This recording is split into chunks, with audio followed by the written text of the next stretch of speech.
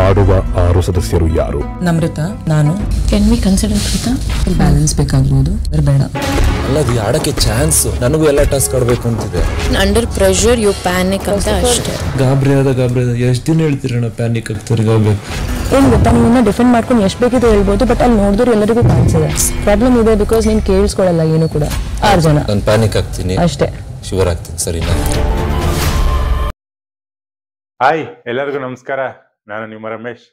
So big boss ಮನೆಯಿಂದ drone Pratap ಅವರು ಹಾಸ್ಪಿಟ್ಲ್ಗೆ ಹೋಗಿದ್ದಾರಂತೆ. ಕಾರಣ ಏನು ಅಂತ ತಿಳ್ಕೊಳ್ಳೋಣ. ಸೊ ಬಿಗ್ ಬಾಸ್ ಮೊದಲೇ ಹೇಳಿದೆ, ಇನ್ನು ಮುಂದೆ ಬರುವಂತಹ ಎಲ್ಲ ಟಾಸ್ಕ್ಗಳು, ಎಲ್ಲ ಗೇಮುಗಳಲ್ಲೂ ಪಾರ್ಟಿಸಿಪೇಟ್ ಮಾಡೋದು ತುಂಬ ಇಂಪಾರ್ಟೆಂಟ್ ಆಗುತ್ತೆ ಅಂತ. ಸೊ ಅದರಿಂದ ಅದೊಂದು ಕಾರಣ ಆಗಿತ್ತು.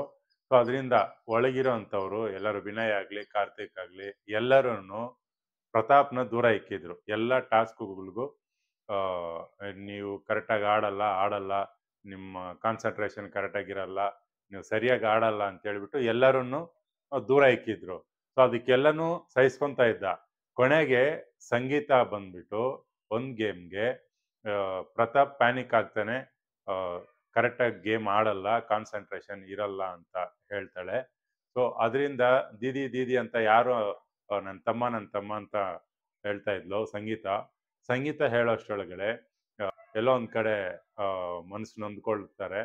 ಮತ್ತೆ ಅದೊಂದು ಕಡೆ ಆದರೆ ಮೊನ್ನೆ ಅಷ್ಟೇನೆ ಗುರೂಜಿ ಅವ್ರು ಬಂದಿದ್ರು. ಸೊ ಅವರೊಂದು ಕಡೆ ಏನು ನಿಮ್ಮ ಮನೆಯವ್ರ ಜೊತೆ ಇರೋದಕ್ಕಿಂತ ನೀವು ಸ್ವಲ್ಪ ದೂರ ಇದ್ದು ಇರೋದೇ ವಾಸಿ ಅಂತ ಹೇಳಿದ್ರು. ಇದೆಲ್ಲನೂ ತಲೆಗೆ ಹಾಕ್ಕೊಂಡು 1-2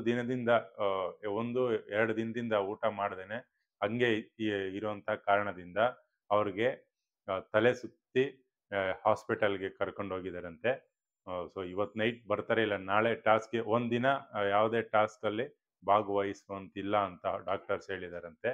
ಸೊ ನಾಳೆ ಬರ್ತಾರೆ, ಯಾವುದೇ ತೊಂದರೆ ಇಲ್ಲ. ಸೊ ಇವತ್ತು ನೈಟ್ ಏನಾಗುತ್ತೆ ಅಂತ ನಾವು ನೋಡಬೇಕು.